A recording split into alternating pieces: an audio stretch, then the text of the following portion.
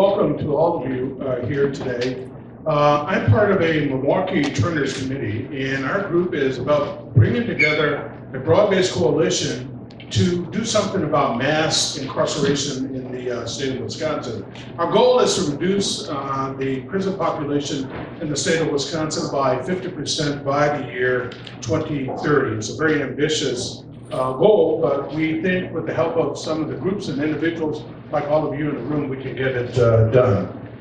Today we're going to have a good discussion led by Representative Evan Goyke.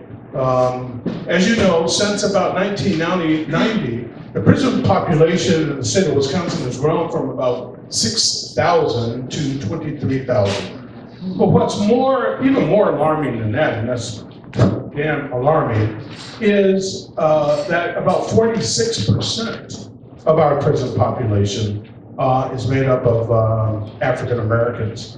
So, as you know, if you look at the demographics of the state of Wisconsin, African Americans, for the most part, are populated in our state in the southeast. This is a Milwaukee issue. It requires a solution that has a lot of input from leaders from Milwaukee, and we're very happy today that we have joining us Representative Evan Goyke. He's going to talk on a program that he has entitled Inmate 501, Converging Crises in Wisconsin Adult and Juvenile Prisons.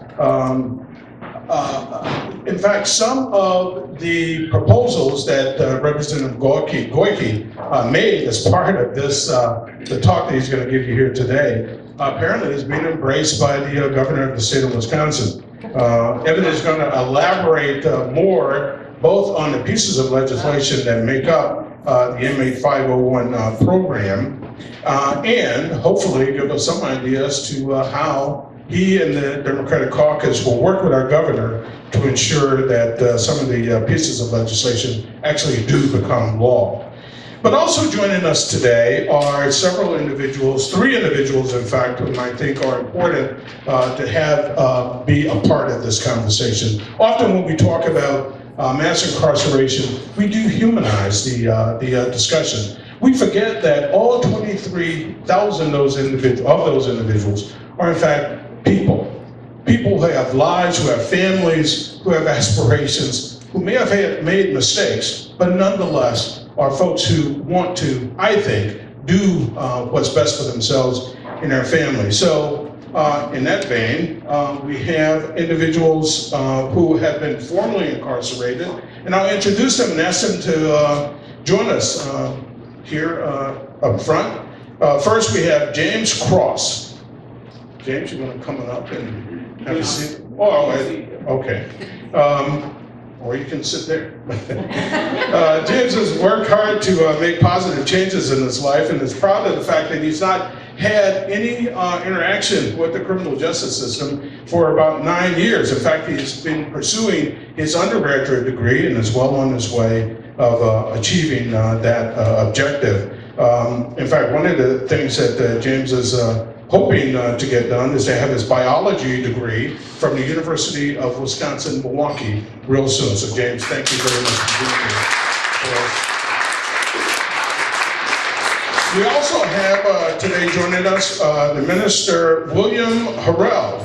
He is the board treasurer and property manager of Table of Saints Family House. The house is a sober reentry living facility here in Milwaukee, and our goal is to help those individuals who are coming back from our correctional facility to reintegrate themselves back into the community. And our last person is also a formerly incarcerated individual. His name is Daniel Mohe. He's had intermittent, Mr. Mohe, as I was talking to him about how to pronounce his last name, has had intermittent contacts with the criminal justice system throughout his young life, and resulting in him being incarcerated for over 5 years. The great thing about Mr. Mohe is that he's received his bachelor's degree from the University of Wisconsin in physics. So we have 2 STEM graduates here joining us today. He is looking to work towards getting his Master's of Science degree as soon as he's done with his undergraduate degree. So, very ambitious young man. And as I indicated before, the reason why we have these individuals here is that while we have this intellectual discussion and this political discussion, this is really a human discussion also. So it's important that we give these individuals an opportunity to be heard, to tell their story, and to react to some of the policy changes that are being proposed. So without further ado, it's my great pleasure to introduce Representative Evan Goyke, who represents, I think, the 18th district here in Wisconsin. Thank you, everybody. I'm going to try to work with my technology here. Hopefully this all works. Real quick, a little housekeeping. I'm presenting today a work that I've entitled Inmate 501. That's just the name that I came up with, and the whole genesis about this presentation was that I was sitting in my Capitol office trying to figure out how to more effectively communicate with the majority party on this issue. In sessions past, I'm in my third term, and each term I've introduced a number of different bills to reform the criminal justice system, and they all died very quiet, partisan deaths. They did not receive public hearings, they did not receive Republican co-sponsorship, and so this year, back in November, I thought I would try something new. And I wrote a paper, looks like this, entitled Inmate 501. I will have them available when I'm done. You're not allowed to look at it now, because then you wouldn't listen to me, you'd be reading it. So I printed this publication, and I designed this PowerPoint so that I could better communicate the severity of the crises that we're in Wisconsin with other policymakers in the state capitol. So on November 29th, I first presented this PowerPoint and written material to a room of about 80 people in the state capitol. It's largely bipartisan, and from that, some of the ongoing discussions and updates took place, including the governor's proposal, or the Goyke governor proposal, that I'll talk about in a little bit. So, Inmate 501.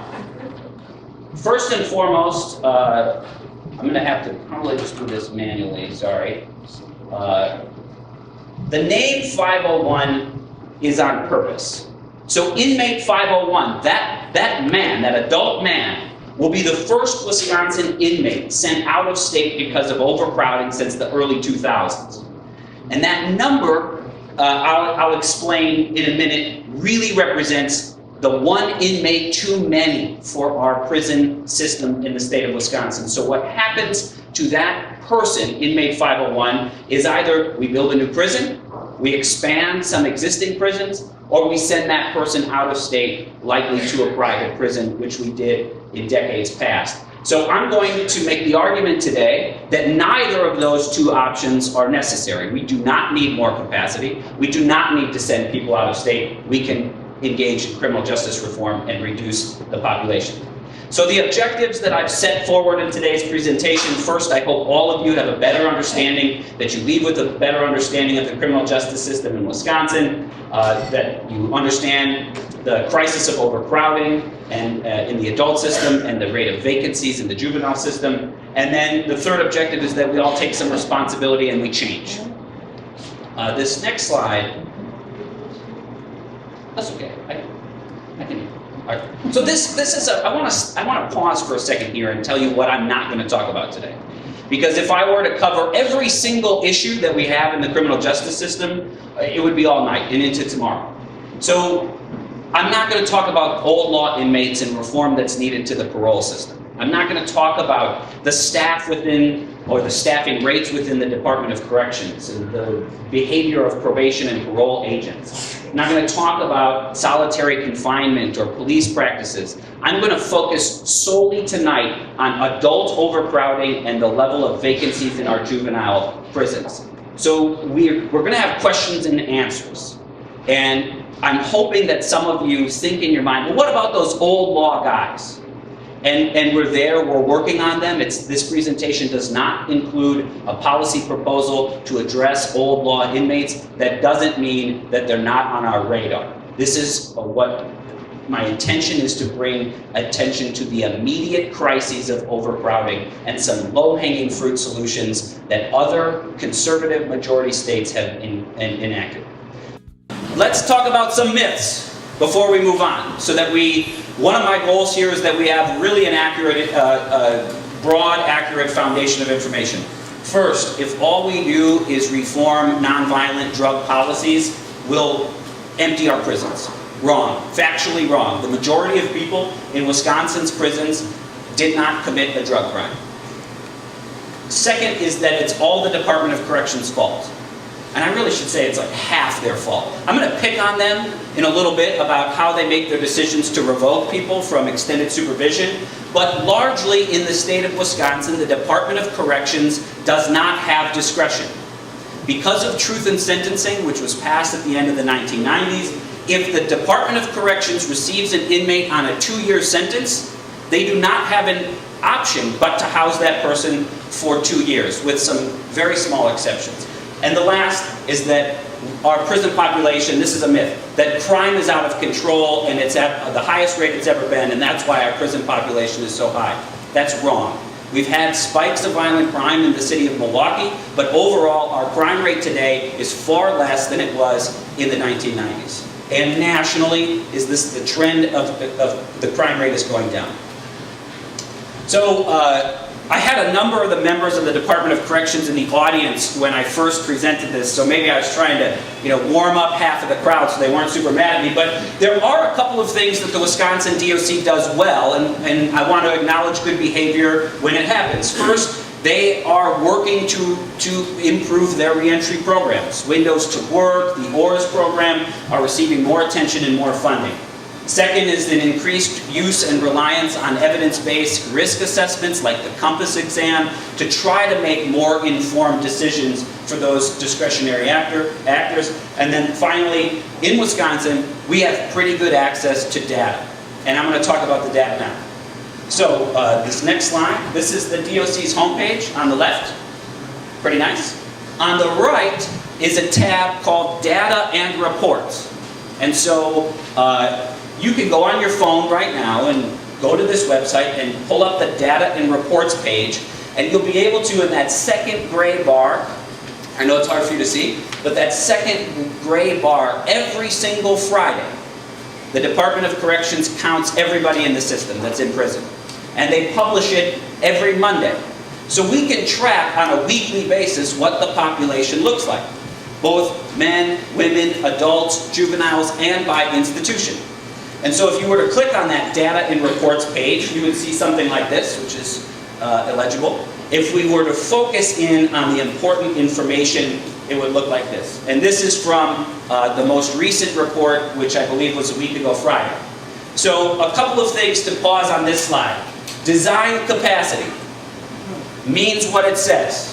What are our prisons built to hold? Total population means what it says. That means how many men and women are actually in the prisons in the state of Wisconsin. So you can see that we are overcrowded. This is about 140% capacity. How do you get to 140%? You double up. A cell built for 1 has 2. A cell built for 2 maybe has 3. At Techita, the women's prison, we've heard stories of rooms with 6, 8, or 10 women, some sleeping on inflatable mattresses on the ground. So what I want to focus on here is not that problem. That's bad enough. But right here, this number, 453. That number represents the number of contract beds that state inmates are serving their state sentence in a county jail. So the Department of Corrections contracts with counties to house overflow prisoners. And we have 453 state inmates serving their state sentence in county jails. Now let's back up. The title of the presentation is Inmate 501. That number comes from the fact that there are only a total of 500 contract beds available to the Department of Corrections statewide. And we're almost at that point. 47 more spots. The 48th new prisoner is inmate number 501. So when I talk about there being a crisis in overcrowding, we're right there. We're on the cliff, about to send somebody out of state or build a new prison. This number, 453, is what I'm tracking on a weekly basis. So if we go back 2 years, and all I did was pull the Department of Corrections data each week. So in January of 2016, we had about 55 inmates in county jails. And look at the trend line. Every week, every month, more are added. And now we're at that 453 mark. One of the major changes in state law took place, it kicked in January, which was a change to the mandatory minimum sentences for repeat drunk drivers. And so we're seeing this steep increase of inmates, except for around the holiday season. I see that there are a number of judges in the room. Normally their courts are down in December around the holidays, so I think we're going to see that line spike right back up. And I'm not alone in thinking this. So first of all, this isn't an argument. This is the raw data from our Department of Corrections. They project a need for an enormous growth in the contract beds. So this dotted line is what the Department of Corrections projects the prison growth to be. They base that projection largely on that change in drunk driving laws. This blue line is simply what I just took the average growth per month and I extended it into the future. Inmate 501 is somewhere, right around here. I think this spring, the spring of 2018. So let's talk about the cost. So we're going to hear from the human side, and I'm very grateful for our panelists today to put a face and a name and a story to this. I want to talk dollars and cents. So it costs the state of Wisconsin $51.50 per inmate per day to serve at the county jail. All right, $51.50 per day per inmate. We have 453 inmates tonight. $51.50 times 453 inmates is $23,329. So today, right now, Sunday, tonight, $23,300 cash has gone from the general fund, which goes to schools and medical assistance and critical programs, is going to county governments to house the overflow of overcrowded prisons. So if we take that's about $700,000 a month, about $8.5 million a year.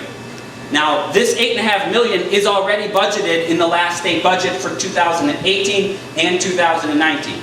So the majority party has already spent close to $20 million in cash payments to county governments to house these overflow inmates. This is in context to an overall $1.2 billion annual budget for the Department of Corrections. So, everybody understand, adult prisons are way overcrowded, spilling into the counties, and we're almost going to spill out of the counties into either new construction or out-of-state to private prisons. So I want to talk about the inverse problem.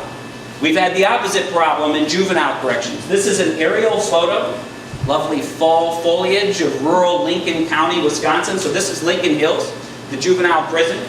You can see around these middle buildings, these kind of ground-roofed buildings, those are referred to as cottages. Those are the actual residential units of where the juveniles sleep. And if we were to go there now, you would see that about 70% of the campus is vacant. So I'm going to give a little history of how we got there.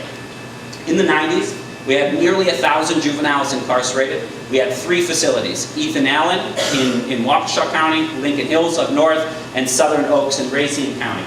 National law trends in the state of Wisconsin, juvenile crime rate fell, the rate of incarcerating juveniles fell, and around the turn of the decade, we engaged in a study that recommended consolidating to one facility. That consolidation was into Lincoln Hills. So Ethan Allen closed, Southern Oaks closed, and then Lincoln Hills and the girls' side of the facility, Copper Lakes, was open. At that time, there were, I have here 250, there's actually closer to 300 juveniles at Lincoln Hills or Copper Lakes. And there was about 500 as a capacity, 519 capacity at Lincoln Hills. So we've lived this story. This slide you are all familiar with. There has been nothing but trouble and more unacceptable outcomes at Lincoln Hills over the past few years. I don't want to belabor the point of the timeline, but I just put this here so that you understand there was an investigation, multiple lawsuits, some of which that are not resolved yet. And so what has happened in the background while these investigations are going on is that the juvenile population has fallen. And counties, including local in Milwaukee, have decided that sending kids to Lincoln Hills is not the best option, and so they've developed local programs. So the juvenile population has declined, and you can see there a prison built for 519 juveniles now has about 150, 160 if we count the girls too, and it's about 70% empty. So the juvenile system is funded in a very unique way, and it's important to understand this. The county that the juvenile comes from pays the daily rate for incarceration in the juvenile system. The Department of Correction pays for the brick and mortar and some of the personnel, but on an operational, ongoing basis, Milwaukee County, if we send one youth to Lincoln Hills, we were paying $292 per day per juvenile. $292 per day per juvenile. So that's roughly $106,000 a year per juvenile. And so what happened when the population declined? Revenues declined. Does that make sense to everybody here? If you only have 150 kids and you used to have 300, you have half the number, you also have half the money. So the Republicans in Madison in this last state budget increased the daily rate. So today, the daily rate is $390 per day per juvenile at Lincoln Hills, which results in a total of about $140,000. Important to note that the counties did not receive extra money, the difference of about $35,000 a year increase to the cost of incarcerating juveniles. And so what are counties going to do? They're going to stop sending kids to Lincoln Hills. And what's going to happen to the population of Lincoln Hills? It's going to go down. So what's going to happen to the cost of Lincoln Hills? It's going to go up. And so this is the math that closes Lincoln Hills. This is the economic argument that that facility is not sustainable. We can make moral and ethical arguments as well, but there is an economic argument to be made that that facility should be closed. So, solutions. That's easy to recite the data and just show you pictures of Lincoln Hills, but now we have to do something about it. As you can see on the slide, I'm focusing on 3 pieces of legislation, and these, as I said in the intro, were very purposeful. I tried to find states with Republican majorities and craft legislation near to what they passed, so that I can engage with my majority party colleagues about why we should do this. So the first, as was mentioned earlier, Assembly Bill 791 would close Lincoln Hills and Copper Lakes. We would repurpose it into an adult treatment facility, specifically for the earned release program. We would develop smaller regional juvenile correctional centers around the state. We would have those centers have more individualized and specialized treatment to deal with the youth that present with individual and personalized issues. This bill was introduced. 3 Republicans have signed on. You'll see Representative Scott Krug's name as the first Republican to call me after these bills were introduced. He represents a part of central Wisconsin, up around Wisconsin Rapids, and now he's one of my friends because he signed on to all these bills. So I'm going to pause and talk a little bit about regional and having multiple juvenile correction centers. I think the case has been made in the press, so I'm going to try to go through this relatively fast. But the problem with having one big prison for kids is that some of the kids have very serious treatment needs, and some don't. But they're all put together in the same facility, in the same classroom, often walking in the same group to and from different programs. And what ends up happening is that the kids that are low risk get made worse by commingling risks. And so to illustrate this point, I just have a couple of graphics about peer pressure. So when I was a young person, my parents ask me whose house I was going to go sleep over, and they would go call the parent to make sure I was actually going to their house, or more likely in my case, my friends' parents were the ones doing the calling because they were worried they were hanging out with me. This is true. This is just a known fact. I don't have kids, but I was a kid, and as I'm telling you, this happened to me. And those of you in the audience with kids and grandkids know that especially young people, especially teenagers, can be extra susceptible to peer pressure. This idea of separating risks and needs is what the adult prison system does. So here's a very rough graph of what it looks like in the adult system. When an inmate is sentenced to state prison, the first place that they go is Dodge Correctional. And there's about 90 days or so where that inmate is classified. A whole host of information goes into that classification. The inmate could go to maximum, like Waupun or Green Bay. They could go to medium, like Fox Lake, or low, like Southern Oaks. And important in this design is that an inmate that is medium risk can move up or down this spectrum. So, too many conduct violations can have somebody be moved into a maximum security institution. Repeated good behavior, that risk level can be reduced. So, inmates that are low risk and in a low risk facility, by the very nature of the design of the system, want to stay there. They want to behave. This is a much better place, if we can call it better, to serve your time. Inmates that are in maximum want to go down the line to low. At Lincoln Hills, we can't do that. Look at this picture again. We don't have the ability to separate the risk level or the needs of the juveniles. And so if you're low risk, you're on that campus. If you're high risk, you're on that campus. If you're truant and you've had multiple community supervision violations, you're in the same facility as somebody that may have committed homicide. The adult prison system doesn't work that way, and it doesn't work that way for a reason. So, in the Lincoln Hills facility, that facility should be repurposed to be something new. This is a point of difference between the plan that I've introduced and the plan that the governor has introduced. My proposal has the earned release program expanded. Earned release, if somebody has an identified alcohol or other drug addiction need, can get a reduction in their sentence if they complete that programming. There are 5,900 men that are eligible for the earned release program, have a diagnosed AODA issue, and are on a waiting list for treatment. So while we repurpose Lincoln Hills, it should not just be another prison with lack of programming, it should be treatment. It's such a good idea that Chris Christie did it in New Jersey.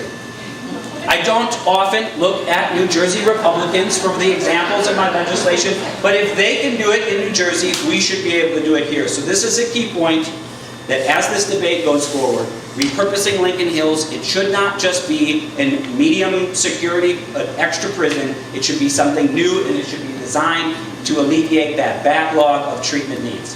One just important point here. Treating the addiction makes us safer. So we can feel good about that, we should feel good about that, but if you take this information, and I encourage you to do that, and you argue with somebody who has, in their experience, become very tough on crime, maybe they appear on talk radio in this media market, just remind them that if we don't treat addiction, those individuals will reoffend in our community. If we can break the cycle of addiction, we will be safer. So, solutions. That's easy to recite the data and just show you pictures of Lincoln Hills, but now we have to do something about it.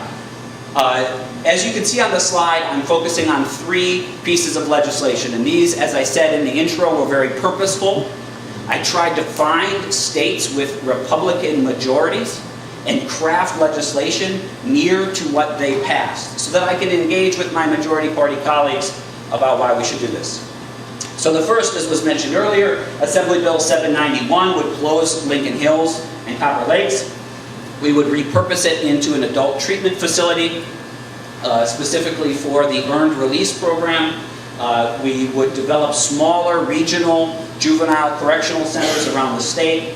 We would have those centers have more individualized and specialized treatment to deal with the youth that present with individual and personalized issues.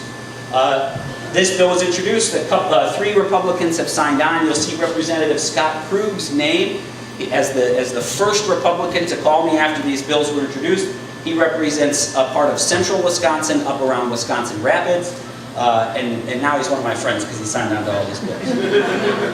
So I'm going to pause and talk a little bit about regional and having multiple juvenile correction centers.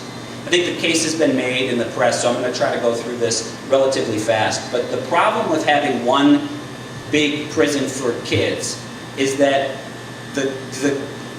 some of the kids have very serious treatment needs, and some don't. But they're all put together in the same facility, in the same classroom, often walking in the same group to and from different programs. And what ends up happening is that the kids that are low risk get made worse by commingling risks. And so to illustrate this point, I just have a couple of graphics about peer pressure.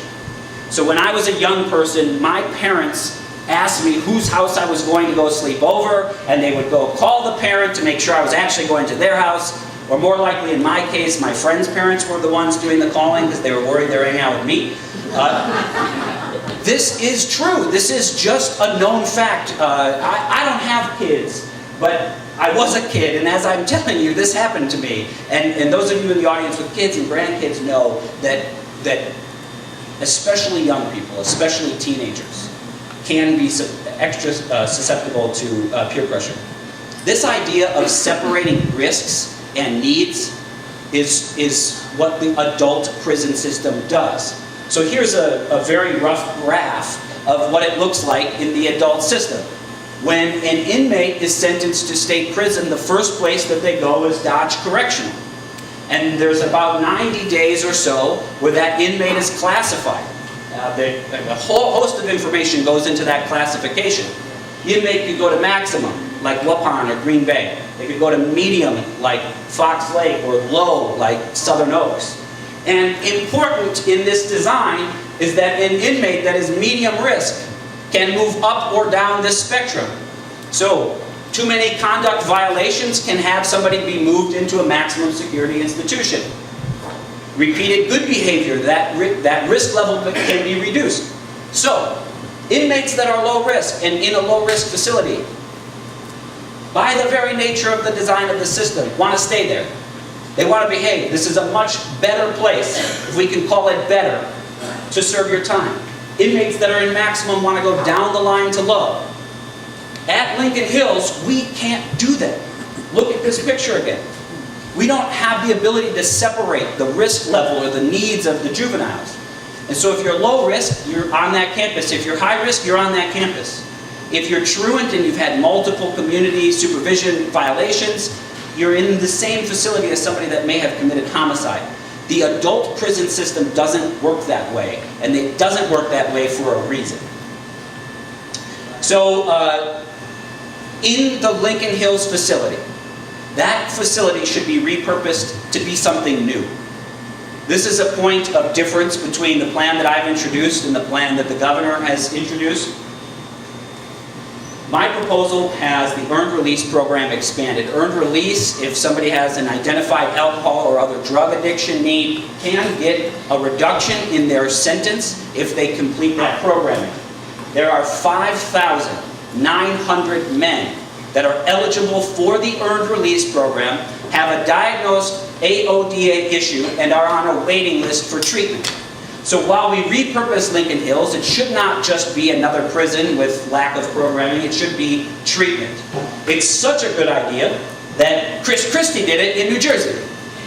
I don't often look at New Jersey Republicans for the examples in my legislation, but if they can do it in New Jersey, we should be able to do it here. So this is a key point, that as this debate goes forward, repurposing Lincoln Hills, it should not just be a medium security, an extra prison. It should be something new, and it should be designed to alleviate that backlog of treatment needs.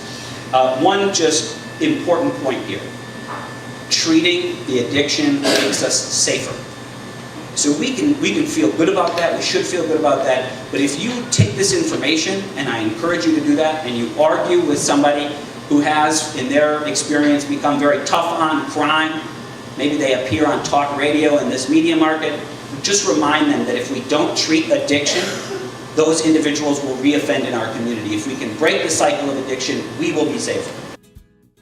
The second proposal, Assembly Bill 796, would reform the revocation system, which is what I call crimeless or technical rules-only violations. So when you're released from prison in the state of Wisconsin, you're given at least 18 rules of supervision that you must follow. Often there are many more than just the 18.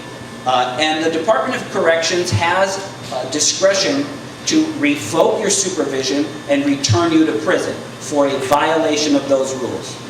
And there are a number of people each year that are on supervision that reoffend and commit a new crime and are returned to prison.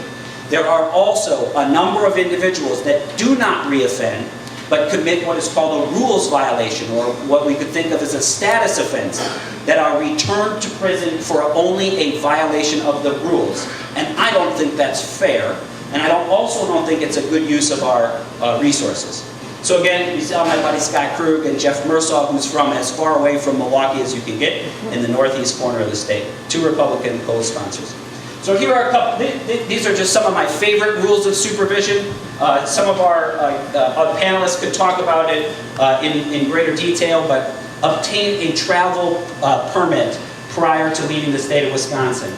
Obtain approval prior to changing your residence or within 72 hours after. Obtain written approval before purchasing, selling, or trading a car. Approval before you can use credit to buy something. This is my absolute favorite. Report as directed for scheduled and unscheduled appointments. I don't know how you report to an unscheduled appointment, but it is a rule. And if it is violated, the Department of Corrections has the authority to revoke supervision and reincarcerate that person. So this is a chart of the admissions back to Wisconsin's prisons. This data is incredibly complex, and I did praise the DOC's data earlier, but this is where they really need to pick up the ball. We don't have great numbers on how many inmates are sent back to prison for a rules-only violation, but if you look at that gold line, that top line, we know that over 3,000 a year are sent back to prison on revocation without a new sentence. There may be some criminal behavior or criminal conduct that led to an arrest, but there wasn't a conviction. 3,000 plus returned to prison on the revocation of their supervision. A portion of those are for rules-only violations. This bill that I introduced, the crimeless revocation bill, is almost identical on purpose to Senate Bill 13 from Michigan. This was passed and signed into law last summer in Michigan. Michigan's political landscape is nearly identical to Wisconsin's. They voted for the current president, they have a Republican governor, a Republican Senate, and a Republican Assembly. If the Republicans in Michigan can figure out how to reform crimeless revocations, we can do it too in the state of Wisconsin. If we Republicans can figure this out, we can do it in Wisconsin. So, maybe. Time for reform is right now. I think I've made my case. $8.5 million a year, cash, just to the counties for the contract beds. The estimates for a new prison are upwards of $300 million just for construction, and that does not include the multiple $million that it would take to operate that prison each year. $23,000 today, $23,000 tomorrow, and Tuesday until we solve this problem.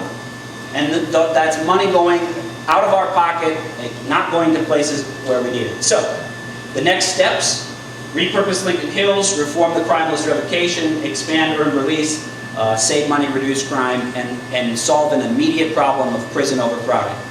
Each of these bills has been introduced. They each have bipartisan support. The idea of closing Lincoln Hills is continuing to evolve after the governor's announcement. But I'm very excited because today, unlike a few years ago, I think we at least have their attention being the majority party. This is a problem that we cannot ignore. 23,000 a day, and we're right at the edge of the cliff where inmate 501 is going to have to go somewhere other than the state of Wisconsin. We don't need to build a new prison. We don't need to send that man out of state. We need to reform. Thank you for the time. Mr. Cross, you spent 9 years incarcerated. A little more. Yeah, you made the transition, however, when you were released. I wonder if you have a story to tell in terms of what you see as some policy changes that we may want to make in terms of the way incarcerated individuals are treated, both while they're incarcerated and after they're released. Well, I'm just a regular dude with some irregular experiences. You know, I got like a wealth of anecdotal knowledge for y'all, but I feel like a lot of what Goyke was talking about is good, but I feel like it's all retroactive. It's all a response to things that we already have in place. And you know, yeah, all these guys are in prison, that's a fact. Yeah, we don't want them to come back, that's a fact. But there's so many people that's focused on that, you know, when in reality, nobody's thinking about why these guys ended up in prison in the first place. If we got $300 million to throw at a new prison, why can't we put $300 million into making sure kids get to school? Or, you know,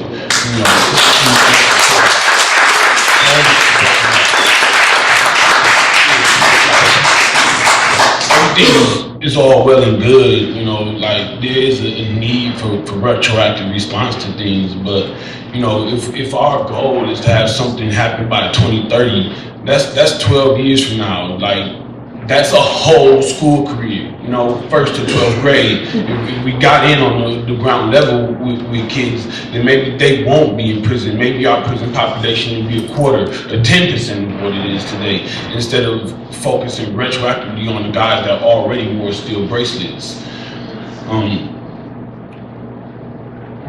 I don't know, I got so much time, I don't want to take up too much time, but I also feel like there's this huge like economic, you know what I'm saying, like wealth redistribution going on where, you know, a third of our state is in Milwaukee, Racine, and Kenosha, and we fill the prisons up the most from these 3 counties, but when we pump all our taxes and all our hard-earned money into this government, and then they're gonna like propose to build a new prison, and where's it gonna be? It's some tiny white town that's gonna make this whole economic infrastructure built around the prison, and we're not gonna see any of it. I'm still gonna have potholes in front of my house, you know?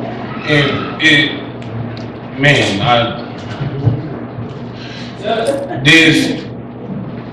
there's so much that people don't look at when it comes to this prison stuff. Like, you know, man, even if we just talk like comparable numbers and have 500 people sent out to private prisons, that's a $1.2 million increase a year just on that $5 extra a bed per day.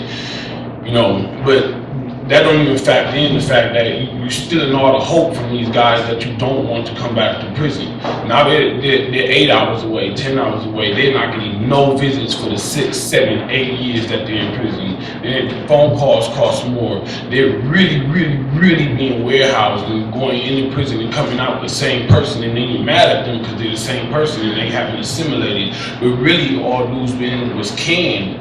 He was canned like green beans for 9 years, 8 years, 7 years. And when he goes in at 21, comes back out at 30, he been in Tennessee for 8 years, and you want him to be different? No, dude is still 21 years old. He hasn't worked.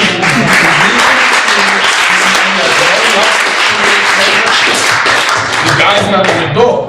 And then, you know, there's all these vague rules in the community supervision to where these POs have all this power. They're like omnipotent to the point where you can't look at them funny. When I first got out of prison, I walked in to meet my PO, and the first thing she said, because she had frogs all over her office, looking at the frogs. You casement joint? I walked right back out of the office and told the supervisor, I've been revoked, they give me a new PO. They put me in jail. I sat in jail for 4 months before they gave me a new PO. But I'm saying, I'm not finna deal with somebody who the first words out of their mouth is, I'm a horrible person. I'm finna rob a PO office. What I look like, come on now. You know, but she can do that. There's no consequences, there's no repercussions. She don't have to look at me as a human being. She don't have to treat me like a human being. She gotta expect that I do human being stuff while she treats me like an animal. All right. you know, the recidivism in overpopulation is way more than just, you know, repurposing a facility, an empty facility, Lincoln Hills. Once again, 4.5 hours away from Milwaukee. Why can't we repurpose Ethan Allen, which is 45 minutes from Milwaukee? You know, all of this stuff, like, it sounds good, and I'm sure to help, you know. Yay, let's lower the population, but if we're gonna do it, I feel like let's not be half-assed about it. Let's go all in and do it right. And I know that there's pushback from, you know what I'm saying, the GOP or whatever. I know that they don't think about us in anything besides dollars or whatever, but I mean, dang, they should even be able to get behind the fact that having 8,000 inmates as opposed to 23,000 inmates saved the state of Wisconsin mad bread. You know, that's a lot of private flights or whatever, you know.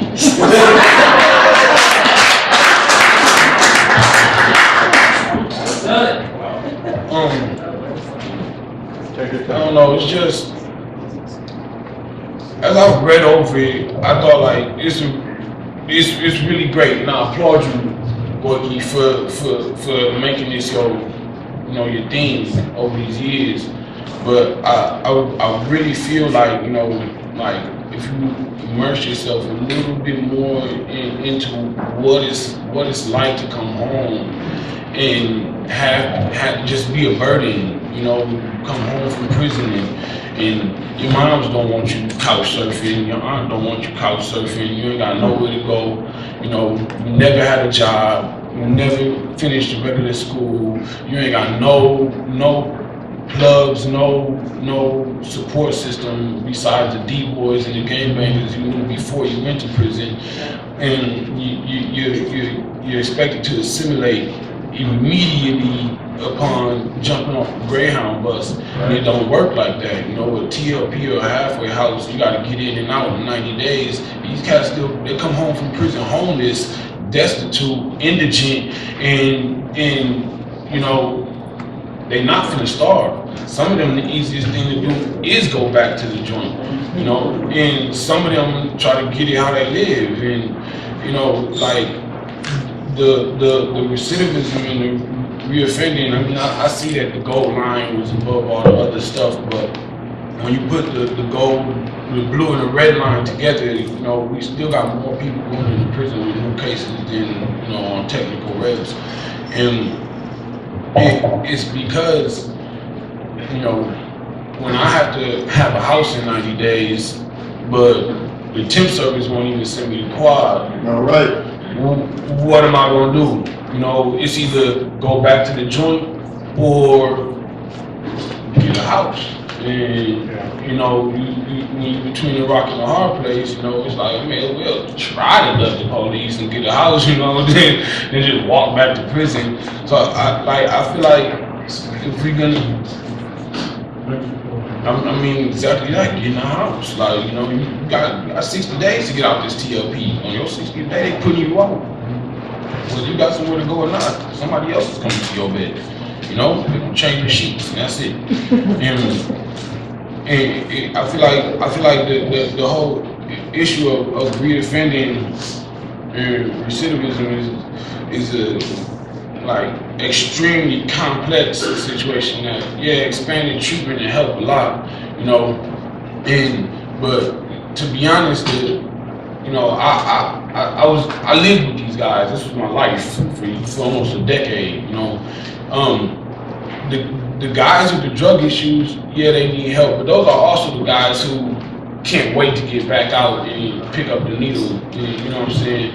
And the guys who were selling the drugs, the guys with the pistol cases, the guys who are violent and deem like they can't get ERP and all this and all that, them the dudes that really ain't trying to come back to prison. Them the guys who like make plans in their head that go awry the second they get to the intermodal station, you know? Like, those are the guys who talk about how they're not coming back and how they don't want to come back. They don't sit and, you know, tell war stories about drug overdoses at the space table. And they're the guys who can't get help. You know, they're the guys who are left out of that ERP thing. They're the guys who won't be getting sent to Lincoln Hills. There's guys who, even though they got 4 years, never make it out of a minimum. Never get a job to stack a little bread so that they have a cushion when they're released. And they're the guys who really hope that they can get it right this time. James, thank you very much.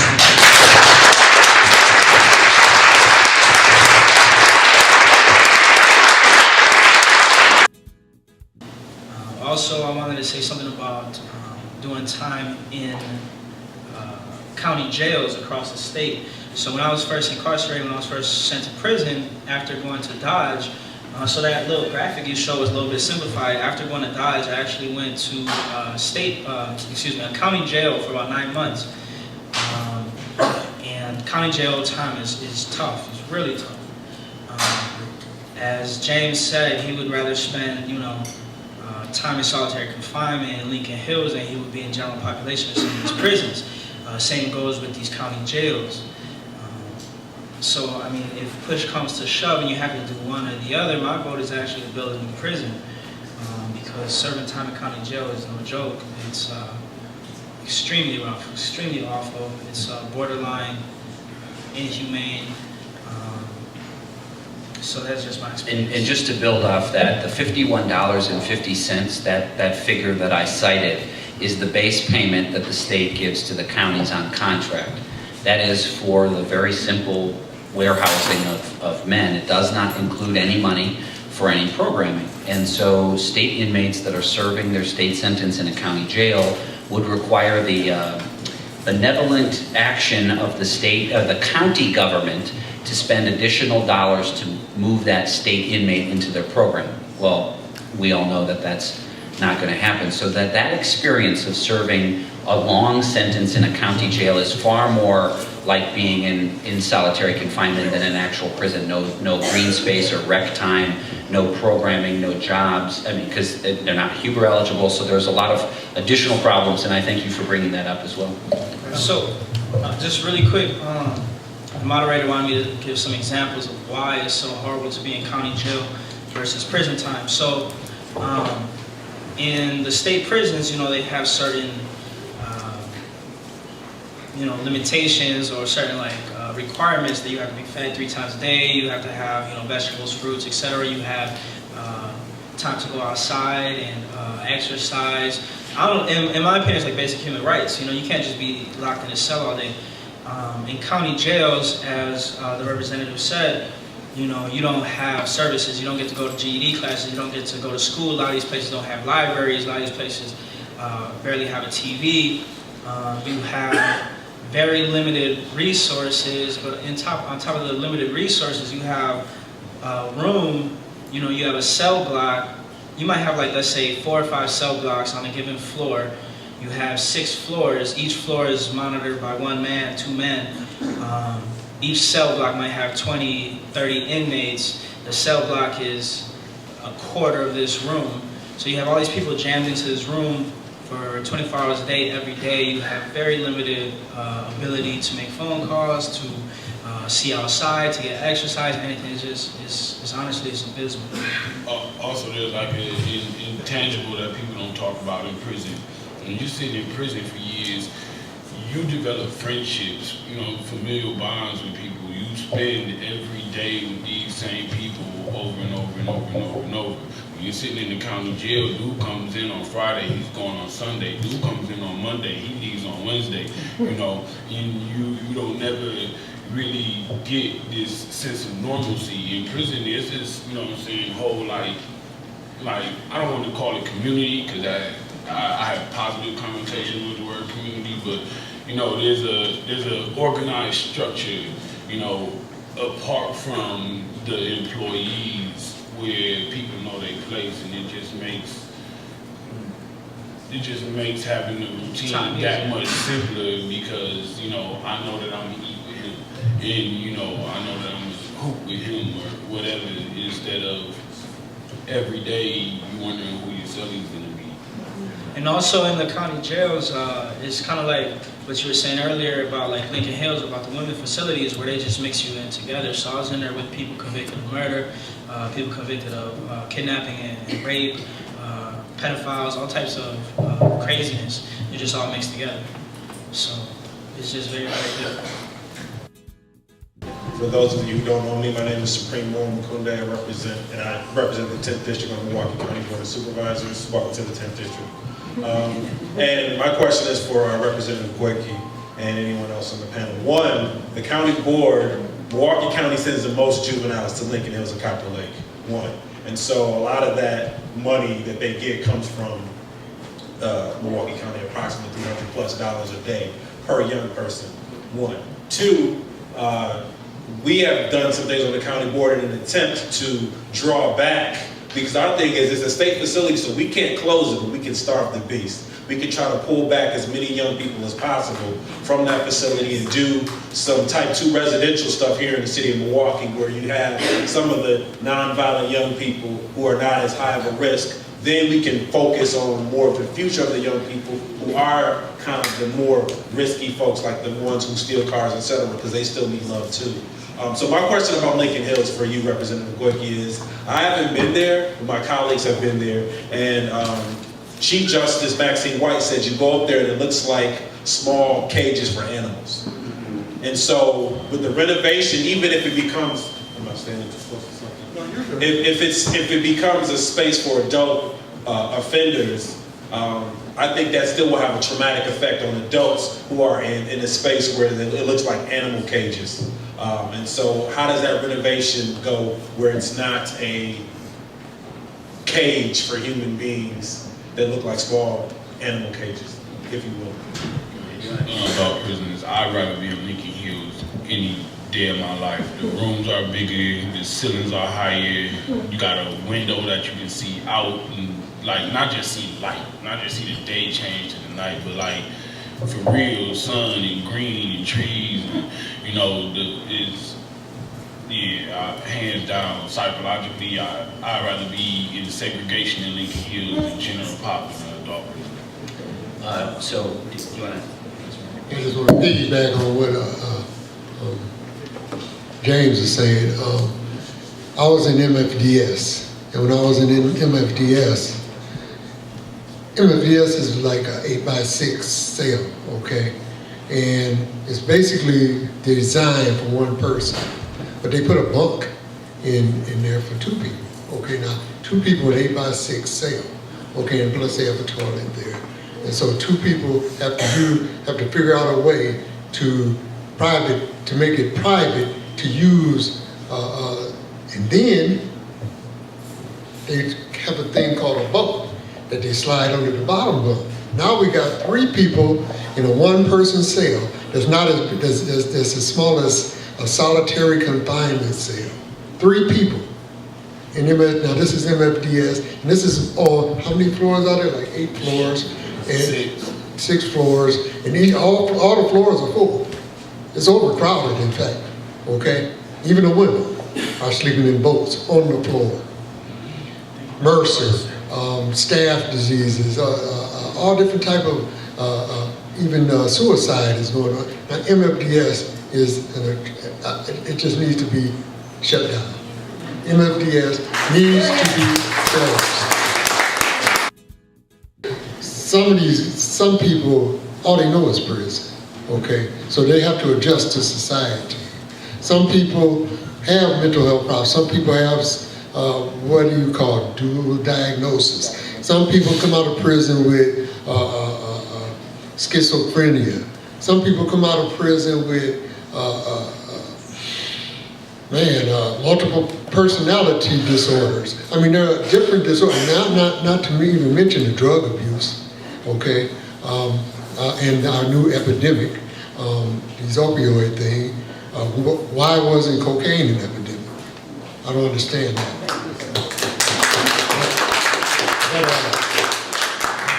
I'm just saying that. Well, I'm saying all this just to say that people need to be addressed. That mental health needs to be addressed before a person gets out of prison, and then they can find the help that they really need for their mental health problems. Mental health is a big problem in the prison system. I mean, some people come in normal, I mean, not normal but with criminal mindedness, and they leave worse. I mean, it's like if you cage a pit bull up and throw him a bone every once in a while, when you let that pit bull out, how's he gonna act? I mean, the majority of skid breaks and stuff happen in your mid to late 20s anyway. So if you did for, you know, from 24 to 32, and you got schizophrenia in your family, chances are if you have a break, it's gonna be in prison. But the mental health resources in prison are horrible. You go talk to some strange dude who can't even remember your name for 8 minutes, and then he's throwing pills at you. And then, you know, they force you to take them, you know, they force you to take them even if that's not really, like, you know, your thing. And then when you say, like, yo, these ain't working, yo, these make me feel this way, yo, you know, then it's, you know, a 45, 60-day wait before you can go talk to dude for 8 more minutes and he can throw some new pills at you. You know, really the Wisconsin prison system is just warehousing people until, you know, they need your bed for somebody else. There's nothing there to help you, and the things that are there to help you, they're so few and far in between, and you gotta wait so long that you're either getting out before you get the help or the knowledge, or you get it, and then by the time you get out, it's moot and unable to be used anyway. So, you know, like, I don't see how we're spending so much money on prison systems when our prisons ain't nothing but motels without the mini fridge.